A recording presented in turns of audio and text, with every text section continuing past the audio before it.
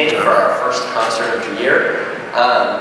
The fifth graders have been working really hard. I know it seems like we've been in band for a really long time, but if you add up all of those minutes, it's about 8.5 hours of band time, which is not very long for learning to read a whole new language, develop fine motor skills, and figure out how to put it together. Hello, I am Mrs. Reagan, and I am the strings teacher for Rose Hill and Trailwood this year. This is Mr. Peterson over here. He is the strings teacher for Oak Park Carpenter.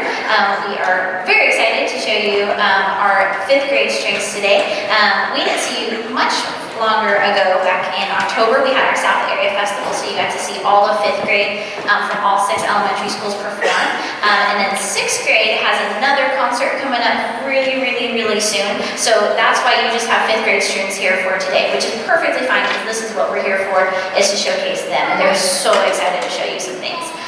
We're going to start off today with talking about a little bit about how we start with strings. So like Mr. Schachter said, we have had maybe about 8 hours or so for instruction time, which is really funny once you understand that it takes about 3 of those hours just to be able to hold the bow.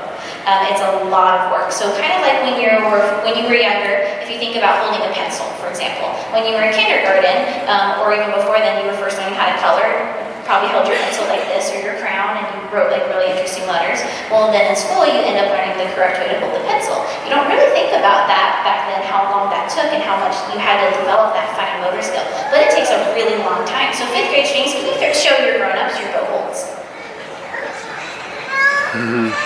Very nice job. So a couple things that we look at when we're doing our bow holds is, first of all, for violins and violas, it's a very intricate bow hold.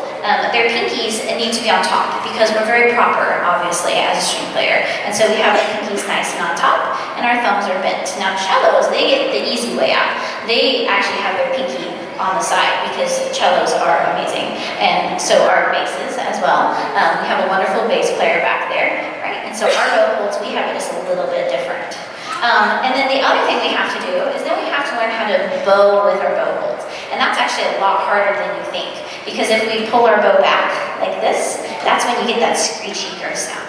So if you ever hear your student playing and they're getting that screechy sound and you're being a wonderful, supportive parent like you are, you can say, my goodness, that sounds lovely.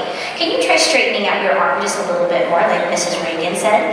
And they might go, oh yeah, she did say that, didn't she? Or Mr. Peterson said. So it's really important that they're focused on making that nice, pretty sound by opening and closing their arms. And then same thing with cellos, opening and closing our arms. So this part of our arm should not go back and forth. I know band people are like, what is she talking about? But I like to use this concert to kind of give you a couple of pointers for at home, because when else am I going to have you all right here where I can tell you? Not very often. Our first song that we're going to play for you is actually our very popular scale that we learned. It's called the D major scale. And since this is my first time being around Oak Park Carpenter, and all of my students together, I think for the past 3 weeks, we're going to do something a little bit different. So you're going to get to see me teach just a tiny bit, and I think you're really going to enjoy that.